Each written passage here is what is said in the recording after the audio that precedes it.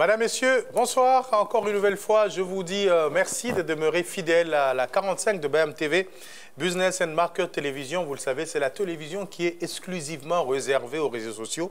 Nous sommes là pour YouTube, Twitter, Facebook, TikTok, tout ce qui nous permet de vous atteindre partout où vous vous trouvez, à condition que vous ayez l'Internet dans votre téléphone, votre ordinateur, votre portable, votre tablette, tout ce que vous voulez. Et nous avons pour objectif d'analyser des faits sociaux, des faits économiques, des faits financiers, des faits politiques et toutes sortes d'événements qui peuvent intervenir, pouvant nous permettre d'être de mieux en mieux en sécurité ici, dans notre pays, la République démocratique du Congo. On se retrouve juste après la petite annonce qui nous donne le patch avant de commencer l'émission. On est de retour. Aujourd'hui, nous allons évoquer un sujet qui n'est pas habituel. Nous allons parler d'un sujet qui, généralement, est destiné aux émissions spécialisées. Mais vous le savez, la 45 de BMTV, elle se veut être proche de la population. Et être proche, c'est vous savoir en bonne santé, en superbe forme pour toujours nous suivre et que nous aussi soyons en bonne santé.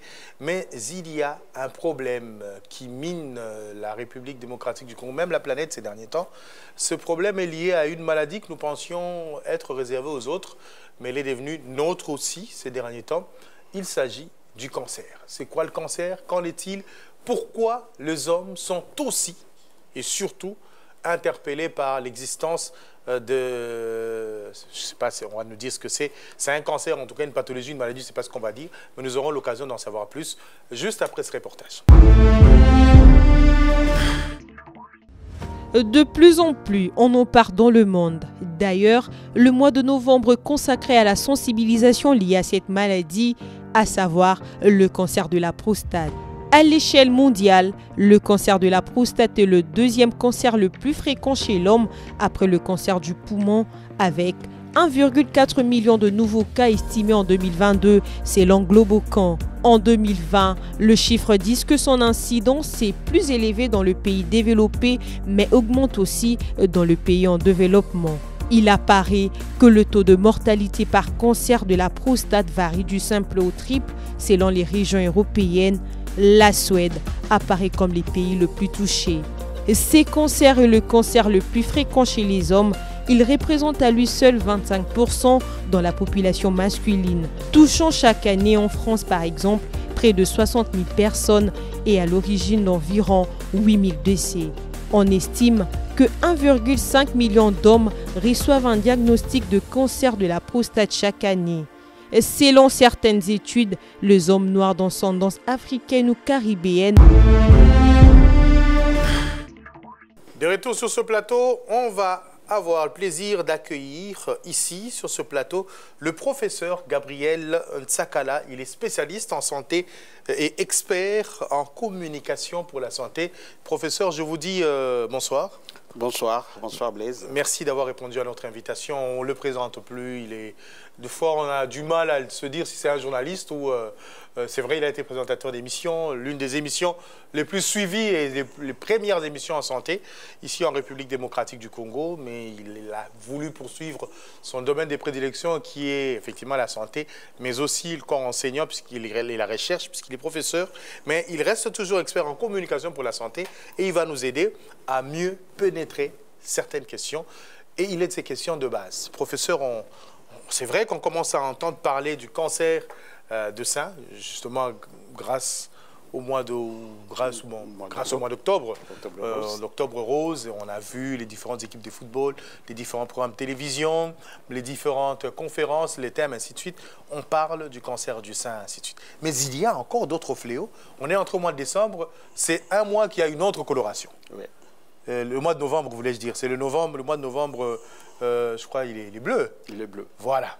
Mais nous pensions à l'époque, quand on était, que les cancers, c'était des maladies qui étaient réservées à des personnes nanties, à des personnes qui sont d'un certain rang, à des chefs d'État, à des hautes personnalités. Or, nous nous rendons compte que cette maladie, elle existe dans nous, le bas peuple. Hein? D'abord, c'est quoi de manière lapidaire, abassée, hein? Oui. On n'est pas dans une émission particulièrement consacrée à la santé. C'est quoi un cancer d'abord? Ok. Merci beaucoup, Blaise Zaïnda, pour l'honneur que vous me faites une fois de plus. Je suis privilégié. C'est toujours avec plaisir que nous partageons avec le public certaines connaissances, surtout quand ça peut aider dans ce secteur de la santé à pouvoir faire soit de la prévention ou soit aussi de la guérison de problèmes. Alors, les cancers, au fait, c'est quoi? Parfois, certains termes sont difficiles à définir, mais je vais faire un effort. Vous savez, l'homme ou l'individu tel qu'il a été créé, chaque jour dans son développement, il renouvelle ses cellules. Parce qu'en fait, l'homme est composé d'une multitude de cellules. Okay. Donc, le fait que quand vous dormez, vous vous réveillez, par exemple, vous avez coupé les ongles, mais vous voyez que les ongles commencent à pousser encore, 2, 3, parce que les cellules sont en train de se multiplier. Un peu les cheveux, bon, c'est peut-être pas nous, mais les gens qui ont les cheveux, quand ils dorment, ils se réveillent, les cheveux poussent. Quand nous, on n'est pas concernés. Oui. Bon, nous, la barbe qui était un peu... elle devient grise, et tout ça. Donc, c'est parce qu'il y a un phénomène de croissance, un phénomène de multiplication des cellules qui s'est fait. Alors, cette multiplication des cellules, elle s'est fait suivant un ordre et suivant des caractéristiques précises. Et donc, il peut arriver, suite à certains facteurs, que cette multiplication des cellules devient désordonnée et puis rapide, et donc, ça ne respecte plus les normes qui devaient suivre. Alors, on peut arriver, dans des cas comme ça, à développer ce qu'on peut appeler un cancer. Donc, un cancer, c'est une multiplication désordonnée et un peu plus rapide et aussi étoffée, parce que ça rend finalement la partie du corps qui devait être normale, elle la rend un peu beaucoup plus enflée, beaucoup plus gonflée, et c'est comme ça que se développe finalement ce qu'on appelle des cancers. Okay. Ouais. Donc, il y a 2 mécanismes en fait d'autorégulation qu'on a dans les sangs, par exemple, pour pouvoir éliminer toutes ces qui naissent en excès, mais il arrive des fois aussi que ces mécanismes sont dépassés, et donc voilà. Maintenant, le tout dépend de la partie du corps qui subit ces mécanismes. Et donc, le cancer sera rattaché à cette partie du corps. Donc, voilà un peu comment on peut expliquer les cancers. Merci beaucoup, professeur. Ça nous permet de rentrer dans le vif du sujet. Justement, je sais que vous avez vécu ici en République démocratique du Congo, bien que vous voyagez beaucoup. Et nous avions l'impression, comme je l'ai dit au début de cette émission, que c'était des maladies ou des événements qui étaient liés à certaines personnalités, aux chefs d'État, aux gouvernants, aux ministres, ainsi de suite, au PDG à l'époque, parce qu'on le disait ainsi. Mais alors, pourquoi ces derniers temps c'est devenu fréquent? Et qu'est-ce qui fait que la maladie que nous pensions être dans certaines sphères se rabatte sur nous, le bas peuple, sur nous, la population? Qu'est-ce qu'il y a? Ok, il y a 2 choses, alors 2 dimensions à considérer. La première dimension, c'est d'abord les facteurs de risque, pour ne pas parler des causes de cancer. Parce qu'en fait, c'est difficile de pouvoir dire d'emblée c'est tel élément qui est à la base du cancer comme cause. Mais il y a néanmoins ce qu'on connaît, ce sont les facteurs de risque, c'est-à-dire les éléments qui concourent à l'éclosion, au développement de ce problème. Alors, ces facteurs, ils sont de 2 ordres. Il y a des facteurs qui sont contrôlables et des facteurs non contrôlables. Parmi les facteurs contrôlables, on peut citer les processus de vieillissement, l'avancement en âge. Okay. Vous allez constater que beaucoup de cancers surviennent lorsqu'on est en train d'avancer en âge, lorsqu'on est en train de vieillir. Ça, ce n'est pas contrôlable. Et l'autre facteur aussi non contrôlable, c'est l'hérédité. Il y a beaucoup de personnes qui font le cancer parce que dans la lignée de la famille, il y a eu des parents qui ont fait du cancer. Okay. Les 2 là sont des facteurs non contrôlables. Donc, indépendamment de soi, ça arrive. Mais les facteurs contrôlables sont des facteurs de l'environnement. C'est notamment la prise de l'alcool, la prise du tabac, la consommation du tabac. Les 2 éléments là, déjà, sont des facteurs qui peuvent être à la base de développement de certains cancers. Rajouter une alimentation désordonnée, non équilibrée et aussi l'obésité. Donc, quand vous ajoutez ces 4 éléments, je dis que ce sont des éléments contrôlables, c'est-à-dire que des éléments que l'homme peut contrôler, peut gérer pour ne pas faire de cancer, alors on peut arriver. Alors, vous voyez, l'alcool, le tabac, l'alimentation incontrôlée, l'obésité et rajouter l'exposition à certaines substances, ça c'est pratiquement tout le monde, ce monsieur tout le monde qui est dans ça.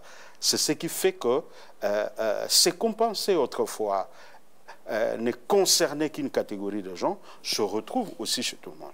Maintenant, la deuxième dimension à considérer, ce sont les moyens diagnostiques. Parce qu'en fait,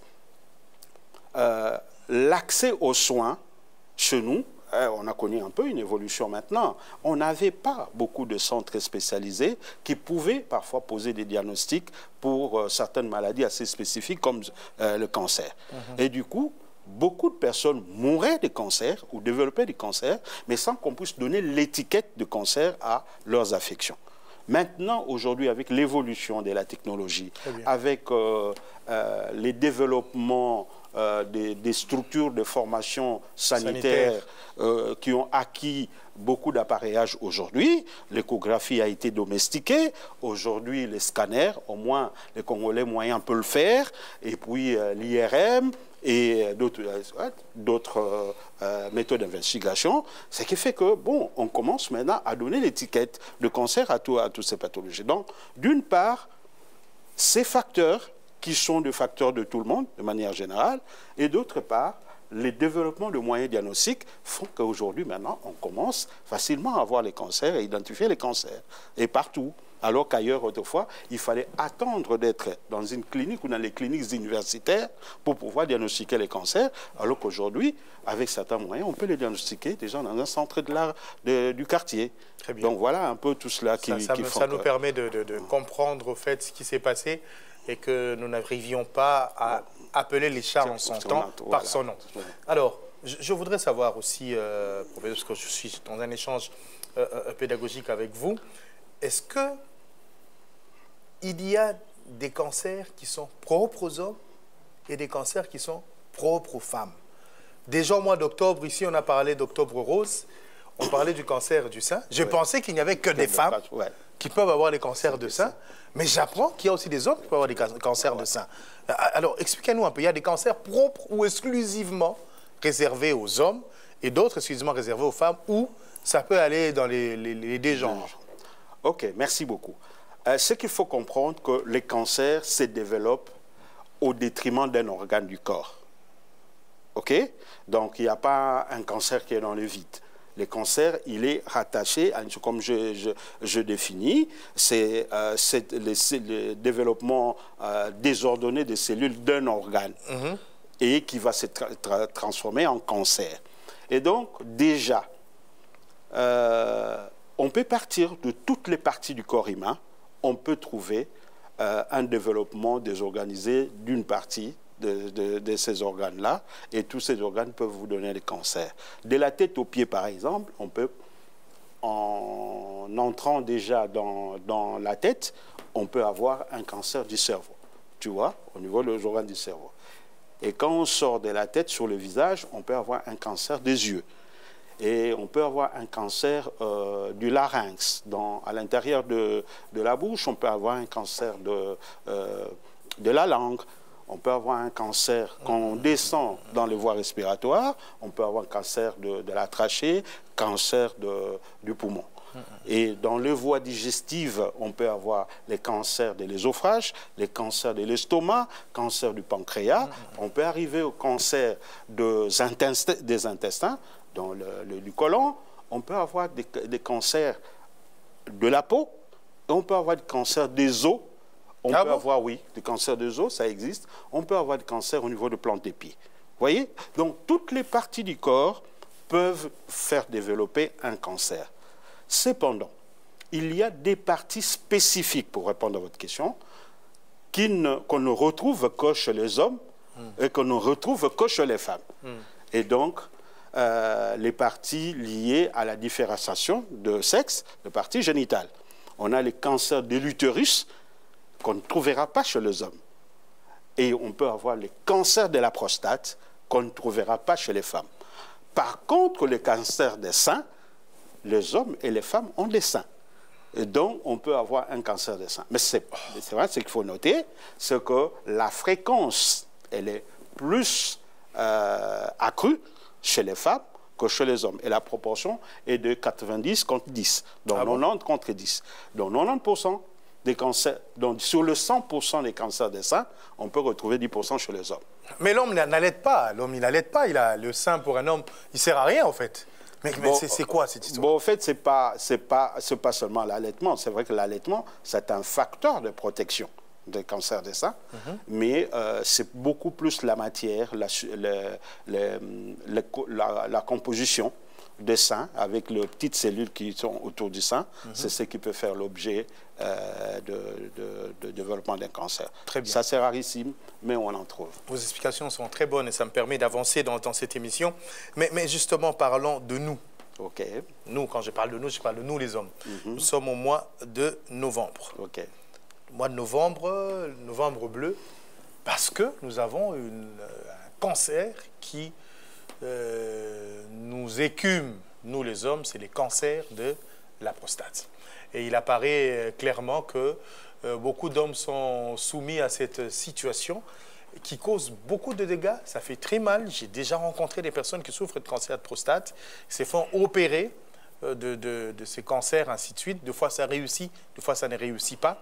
Alors, d'emblée, docteur, est-ce que pour en sortir par rapport à cette situation, on dit d'abord que pour les hommes, semble-t-il, que pour ne pas être sujet à un cancer de la prostate, il faut éviter d'avoir une activité sexuelle accrue. Lorsque vous n'avez pas une activité sexuelle accrue, vous n'aurez pas de cancer de prostate. Et à la cité, on se raconte d'abord, attention, cet enfant, il est tellement avancé ou il est tellement actif dans les activités sexuelles qu'il risque d'avoir un cancer de la prostate. Par contre, deux fois, on nous dit non, écoutez, non, c'est pas ça. Par contre, il faut connaître une forte activité sexuelle pour ne pas avoir le cancer. Finalement, qu'est-ce qu'il en est? Je suis devant un spécialiste. OK. Il ne faut pas simplement vouloir rattacher le cancer à l'activité sexuelle. Ça serait déjà une lecture biaisée de choses. Il faut d'abord commencer par comprendre la prostate, c'est quoi et quel est son rôle. En fait, la prostate, c'est une partie, c'est un organe du corps. C'est un peu comme je disais, tout le cancer se développe aux dépens d'un organe du corps. Donc la prostate, c'est un petit organe du corps qui se trouve entre, je peux dire, entre la vessie et un peu le muscle des fesses, comme je peux dire. C'est vraiment au milieu là. Il est parfois difficilement localisable comme tel, mais du point de vue anatomique, il est entre l'urètre et la vessie, au milieu là. Vraiment entre les jambes, légèrement au-dessus là. Alors, c'est quoi cet organe? C'est un petit organe qui, en temps normal, peut peser 20 grammes. Et il contribue à la production de sperme. Et donc, je parle de sperme parce que dans le sperme, il y a deux composantes. Il y a le spermatozoïde et le liquide prostatique. Et donc, oui. Et c'est ce qui forme le sperme. Et donc, ça contribue à la fécondation, à la reproduction, je peux dire. Et donc, cette glande-là, donc cet organe-là, au fur et à mesure qu'on grandit, je vous avais dit qu'un des facteurs est le processus de vieillissement, donc grandit, cet organe augmente progressivement le volume. Et en augmentant le volume, il peut arriver à perturber les fonctionnements normaux de l'anatomie autour de cette zone. Parce que, comme je vous avais dit, il est entre la vessie et l'urètre. L'urètre, c'est les tubes qui sortent les urines de la vessie vers l'organe masculin. À ce niveau-là, il peut commencer à comprimer. La compression peut faire d'abord que la miction devient compromise, douloureuse ou en gouttes. Donc c'est déjà, on glisse vers les signes d'alerte. Alors, la précision que je dois apporter, que la prostate en soi, un peu comme on l'a dit autrefois, n'est pas une maladie. c'est une aberration de dire qu'il a la prostate. Azan a prostate. Un peu comme on dit, Azan estomac. Vous comprenez? Oui, donc oui. la prostate, tout homme a sa prostate. Okay. Mais c'est la prostate qui devient malade. Alors, il y a deux types de maladies autour de la prostate. Il y a les infections de la prostate et il y a je peux dire, le développement anormal de la prostate dans l'extrémité et les cancers de la prostate. Vous comprenez? Donc, il peut arriver que cette prostate-là puisse être infectée par des microbes qui viennent de la circulation, qui viennent de la vessie, qui passent par là, et elle devient malade, elle devient infectée, et en s'infectant, elles vont s'inflammer. C'est-à-dire, elle va devenir un peu plus douloureuse, légèrement gonflée. Dans ces cas-là, on a ce qu'on appelle la prostatite, c'est-à-dire une inflammation de la prostate d'origine infectieuse. Très bien. D'accord? Maintenant, dans certaines circonstances, avec des facteurs, la contribution des facteurs que j'ai énumérés, notamment l'obésité, processus de vieillissement, exposition à certains produits, puis alcool et tout cela, on peut arriver maintenant à développer un gonflement de la prostate. Là encore, il y a deux situations à considérer. Il y a un gonflement qui peut être bénin, c'est-à-dire pas trop grave, mais un gonflement qui peut être d'évolution cancéreuse. Donc, dans les deux cas, on a une prostate gonflée. Dans un cas, on les dirait, en termes du métier, adénome de la prostate. Si on vous dit ça, ce que ça veut dire simplement que vous avez une prostate qui a pris de volume, qui a grandi un peu comme ça ne devait pas être, mais dans sa forme, elle n'est pas cancéreuse. Elle peut juste vous causer, cette prostate-là, quelques ennuis, mais pas trop de manière alarmante comme le serait un cancer. Par contre, dans l'autre extrême, vous avez maintenant ce qu'on appelle, l'un s'appelait adénome, mais l'autre c'est l'adénocarcinome, et là, c'est le cancer de la prostate. Et cette différence, elle est établie sur le plan microbiologique. Donc, il y a deux médecins spécialisés qu'on appelle des anatomopathologistes qui ont cette spécialité-là de pouvoir lire les lames de prélèvement de prostate. Avec ce qu'ils vont voir au niveau du microscope, ils peuvent vous dire ici, c'est un développement qui est bénin, ou ici, c'est un développement qui est malin, qui devient un cancer. Maintenant, je reviens, vous permettez? Je vous en prie, libre à vous. Aux deux types. Donc, l'infection de la prostate, qui est une prostatite, et puis les gonflements de la prostate, où on parle des adénomes et des adénocarcinomes. Alors, le jeune que nous sommes, je pense que je le suis encore. Hein, bon, selon Hergé, oui. Nous avons eu à un certain moment à développer certaines douleurs, parfois qu'on n'arrive pas trop bien à expliquer.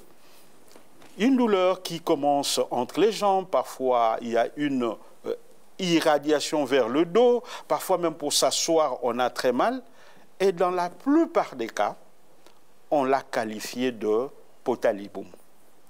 Alors qu'en réalité, il s'agit bien d'une inflammation, infection de la prostate qu'on appelle une prostatite. Elle peut être d'évolution aiguë, c'est-à-dire dès que vous l'avez, vous avez la douleur dans les jours qui viennent, tout comme, très souvent d'ailleurs, elle est d'évolution chronique. Et ça perdure et vous avez mal et parfois c'est difficile de pouvoir vous en sortir, surtout si vous tombez, vous n'avez pas la chance de tomber entre les mains d'un spécialiste qui peut facilement vous orienter.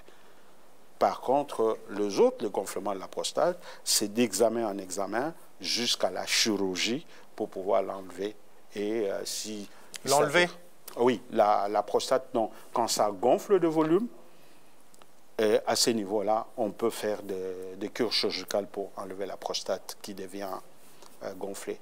Parce qu'au fait, comme je dis, la compression que ça fait va vous mettre mal à l'aise. premier signe, d'ailleurs, le signe évocateur, vous avez des difficultés d'uriner. Soit que vous allez uriner beaucoup, mais plusieurs fois en petite quantité, et souvent la nuit. Soit que vous avez des difficultés pour sortir ces urines. Vous avez envie d'uriner, mais vous poussez, ça ne vient pas. Soit encore que vous urinez, mais le jet ne va pas plus loin. Et donc, vous risquez même de mouiller vos pieds, parce que le jet ne va pas plus loin. Et en plus de cela, surtout quand il s'agit des prostatites, ça vous amène une douleur désagréable au dos. Et parfois, vous avez des difficultés de vous asseoir, de dormir. Et bien voilà. Ok, ça c'est une bonne explication, mais vous n'avez pas répondu par rapport au sexe. Ah oui, par rapport à l'activité sexuelle. Oui, par rapport à l'activité sexuelle, oui. Comme je commençais par dire, on ne doit pas les lier simplement là. Il y a beaucoup de controverses autour de ça. Mais comme je dis, il faut commencer par comprendre le rôle et la fonction ou les fonctions de la prostate. Ça lubrifie ou ça contribue à la composition de sperme. Et donc, il arrive de fois qu'on ait une quantité assez importante de ce liquide dans le prostate qui doit être libéré parce que ça doit accompagner les spermatozoïdes. Des études ont montré que l'effet de libérer assez souvent ces liquides-là peut être protecteur. Okay. Dans ce sens que ça vous laisse la prostate dans son rôle de pouvoir accompagner les liquides de la reproduction et donc il reste à jouer son rôle. Il est gonflé, il libère et puis il s'étonifie, il se rétonifie. Maintenant, il y a d'autres écoles qui pensent que l'effet de faire beaucoup de rapports sexuels peut entraîner la prostate. Je peux comprendre. Là, c'est par rapport aux infections de la prostate. Parce que plus vous faites de rapports sexuels, surtout quand vous le faites sans protection, il y a beaucoup plus de risques de contracter des infections sexuellement transmises qui peuvent contaminer votre prostate et développer une prostatite. Donc, il faut le comprendre dans ces deux angles-là. Plus de rapports sexuels, risque de prostatite. Maintenant, je parle s'agissant d'éjaculation. On parle d'éjaculation, mais on ne parle pas de rapport sexuel. L'effet d'éjaculer est différent de l'effet d'un rapport sexuel. Évidemment, c'est une évidence. Vous comprenez? Maintenant, c'est à vous de voir comment vous allez éjaculer pour essayer de libérer de manière assez maximale les spermes. Très bien. Voilà. Merci beaucoup, on a compris avec ça. Mais quelle est la différence entre la tumeur et les cancers? Les cancers et la tumeur, on n'arrive pas à faire la différence. Tumeur du cerveau, cancer du cerveau, on ne sait pas finalement qu'en est-il. Elle est à quel niveau la différence? Bon, cette sémantique-là, elle est au niveau de caractéristiques, du contenu, de la masse. Tumeur, c'est déjà tout ce qui est masse. Cette masse-là, qui est la résultante d'une multiplication désordonnée des cellules, parce que je vous avais dit, lorsque ça se multiplie de manière désordonnée, ça va faire un amas qui devient une masse. En ce moment-là, on parle d'une tumeur. Maintenant, la composition de cette tumeur-là, si elle est bénigne, c'est-à-dire elle n'est pas, entre guillemets, pas trop grave, en ce moment-là, on parle d'une tumeur bénigne. Bénigne, oui, ça j'ai déjà entendu. Voilà. Maintenant, si elle a vraiment des cellules cancéreuses, destructives, elle devient une tumeur maligne. Dans ce cas-là, on parle de cancer. OK. Vous comprenez? Donc, dans les deux cas... Nous, on pensait que tumeur, c'est beaucoup plus grave que cancer. Non, non. Les deux sont des tumeurs. Mais il y a une tumeur bénigne et il y a une tumeur maligne. La tumeur maligne, c'est celle-là qui est un cancer. Mais la tumeur bénigne n'est pas un cancer. Okay. C'est juste un gonflement des structures, mais qui n'est pas, je dirais, envahissant et très destructeur et compromettant de la qualité de la vie. J'aime beaucoup faire des émissions avec vous, vous avez des explications. C'est pas pour rien que vous êtes expert en communication. Hein. Pour la santé, vous arrivez à nous donner de précisions par rapport à ce que nous voulons. Mais les enfants, qu'en est-il des enfants? Les enfants peuvent être de sujets à attraper de cancer? À moins que ce soit héréditaire, parce que vous avez dit qu'il est aussi de ces gènes qui peuvent être héréditaires. C'est là où j'allais en venir. En reprenant les facteurs des risques des cancers, je vous avais dit qu'il y avait deux qui étaient contrôlables et d'autres n'étaient pas contrôlables. Vieillissement, les enfants sont enfants, ils sont exclus. Héréditaire, peut-être oui.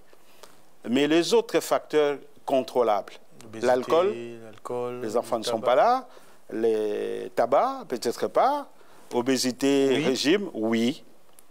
Alors, les cancers chez les enfants existent. Et on n'a pas l'évidence de certaines causes. Néanmoins, les aspects génétiques ont été expliqués chez certains enfants.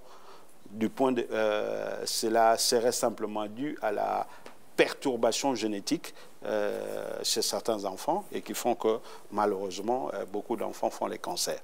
Mais parmi les cancers le plus en vue chez les enfants, on a des cancers du cerveau. Beaucoup d'enfants font des cancers du cerveau, tumeurs du cerveau.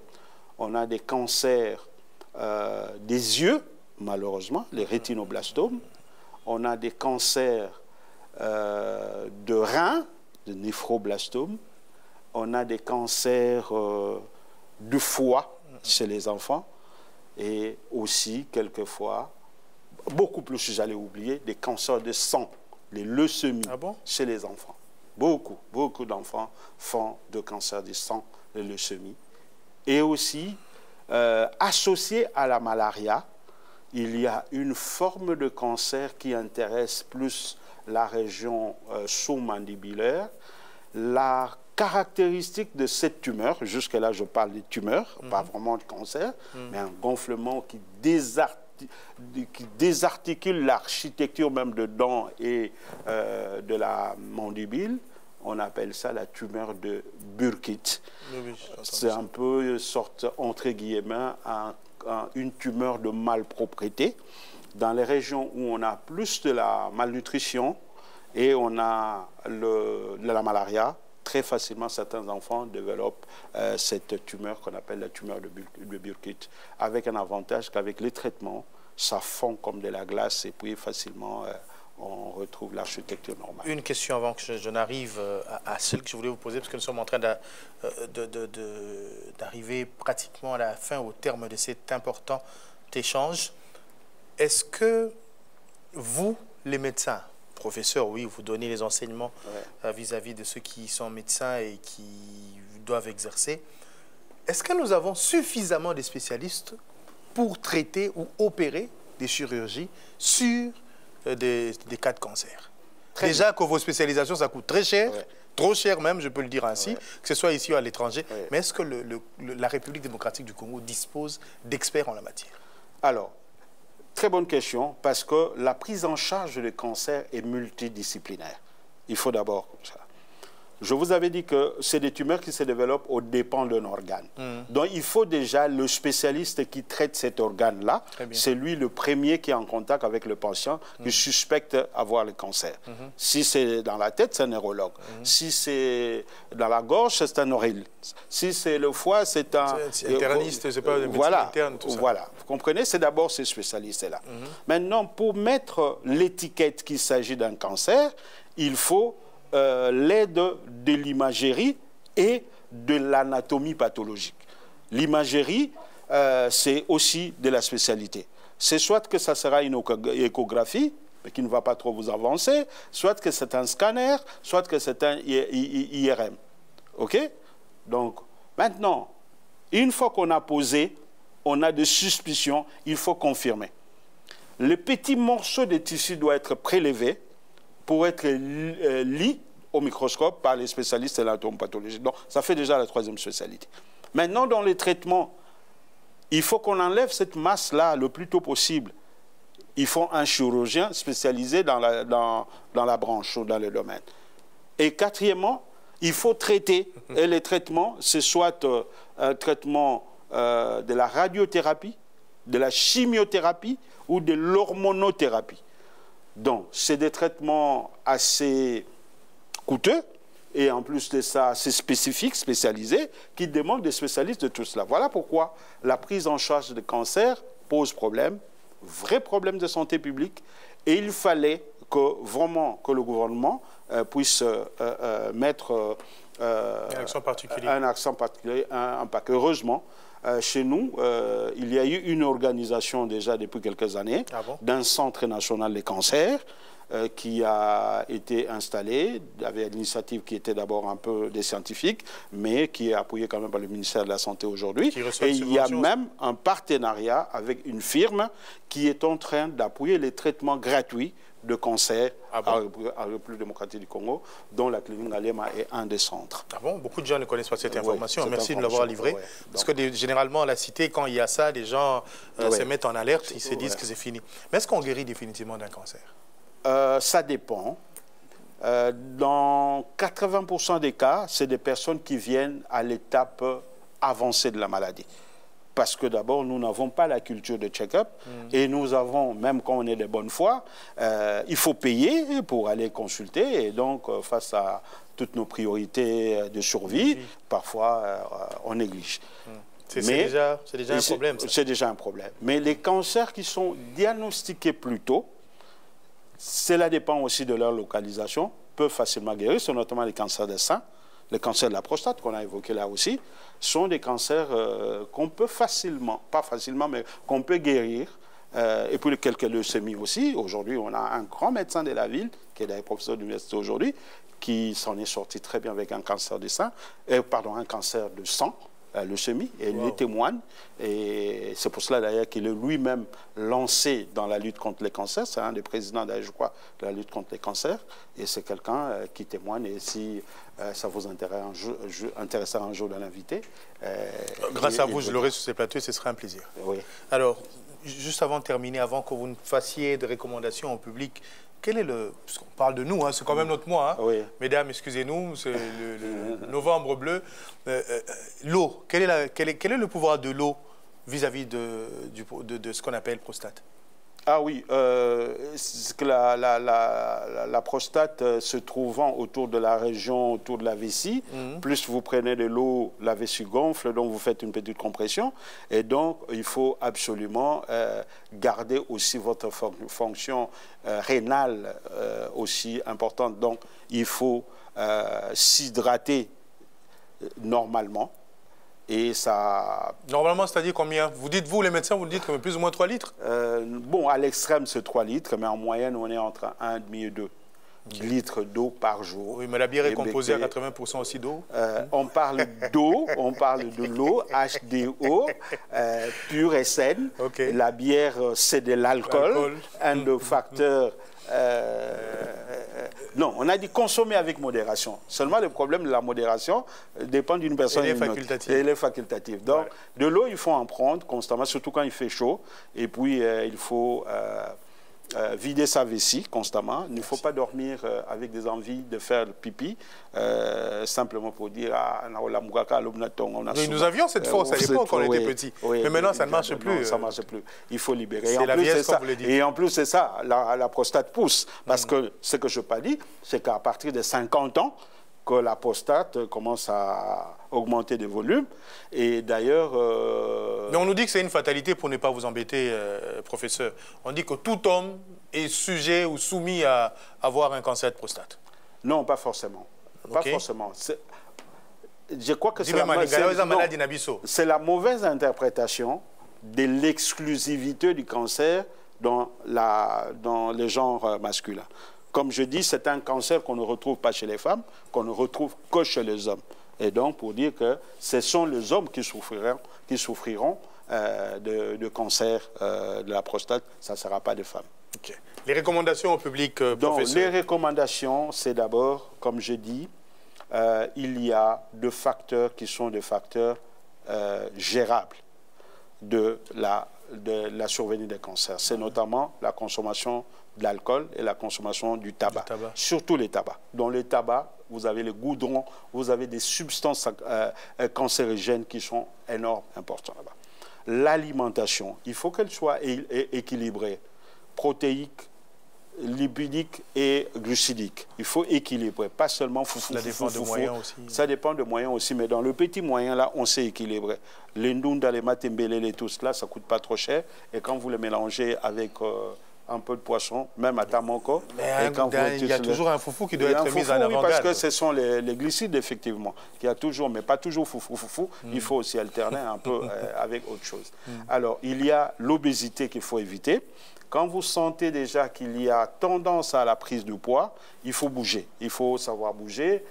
La marche, vous êtes dans un immeuble comme ça où il y a plusieurs étages, au lieu de monter par l'ascenseur, préférez les marches d'escalier, descendez, même quand vous allez chercher de l'eau, au lieu d'envoyer un gardien, vous descendez vous-même, vous allez chercher de l'eau, et chaque jour, vous pouvez faire ça.